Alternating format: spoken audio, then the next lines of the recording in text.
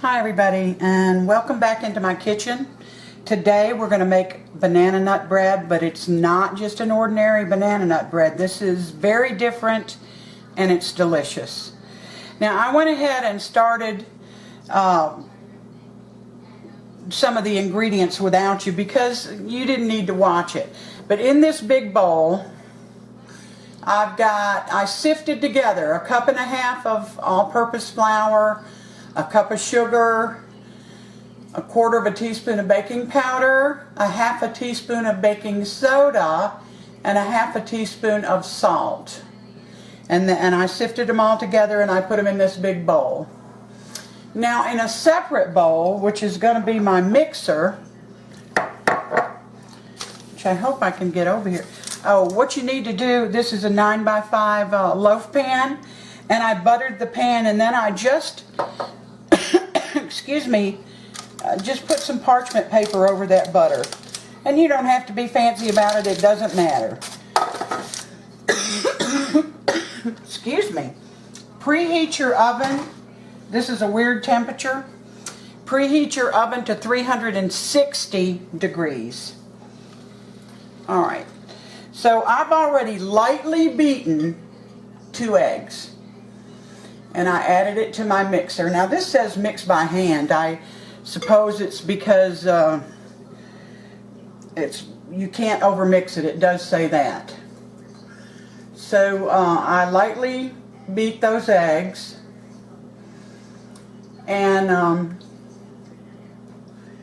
going to add, still a little warm but not too warm. This is 1 stick of melted butter. 1 stick.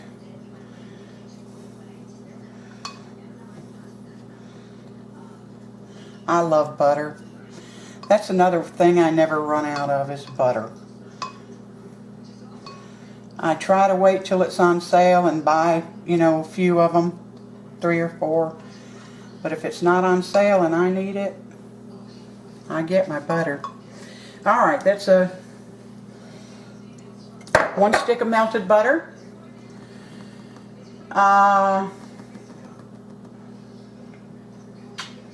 This was 3 bananas mashed up, and they have to be very ripe. I'm going to show you how ripe in a second, because I had 4.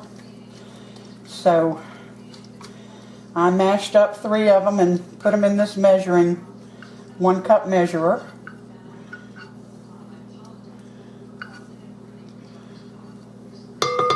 There we go. Let me show you that banana that's left. They have to be super ripe. And this is, the one I'm showing you is the best looking one of the bunch, if that tells you anything. That is a very ripe banana, and that's how you need them. Alright, so I've got a cup of mashed ripe bananas. Now I'm going to put in, it called for a half a cup of milk.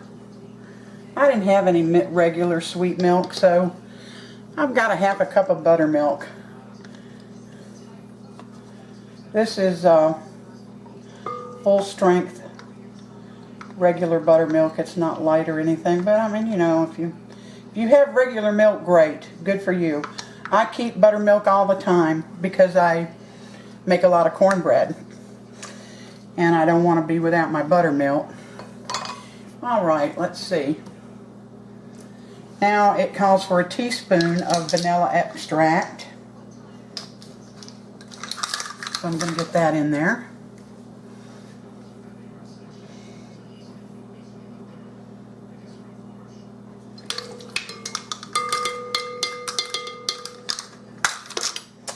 And let's see.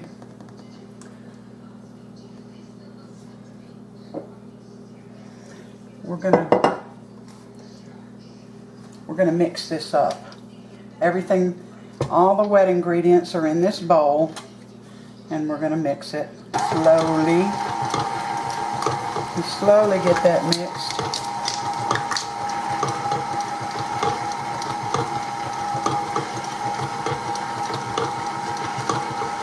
Alright.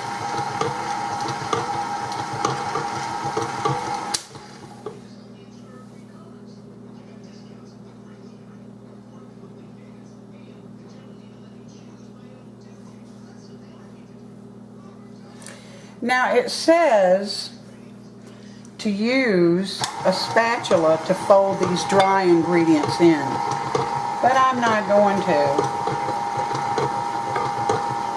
I'm just gonna get them in there slowly.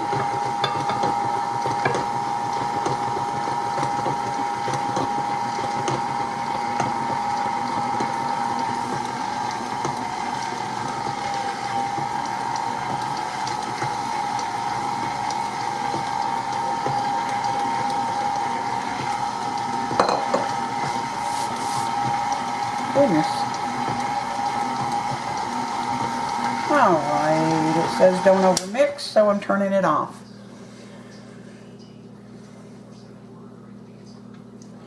Now I'm going to put this batter into my pan, but I'm not going to put it all in at once.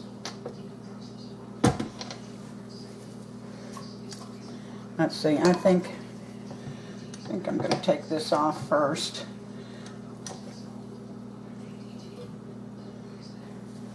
Kind of wipe it down a little bit.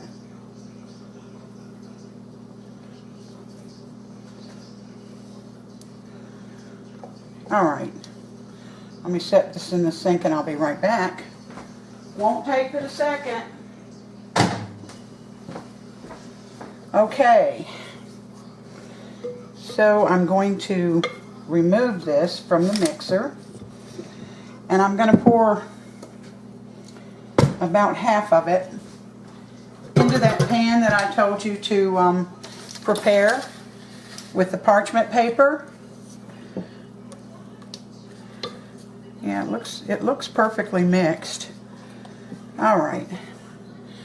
Well, did I forget something? I forgot the nuts. There's a cup of nuts, chopped nuts, that goes in.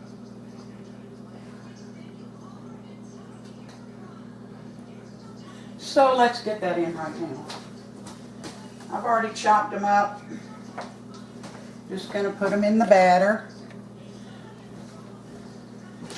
If I hadn't forgotten this, they would have been over there where you all are, but of course I forgot the nuts. Glad I remembered it now. Or it wouldn't have been banana nut bread, it would have just been banana bread. So here we go. This is a mixture of walnuts and pecans, and they've already toasted. And you know, when I buy nuts at the store, and sometimes people give me nuts out from their yards, pecans, because I'm in the South. I go ahead and shell them, and I toast them right then before I ever use one or put it in the freezer. And that way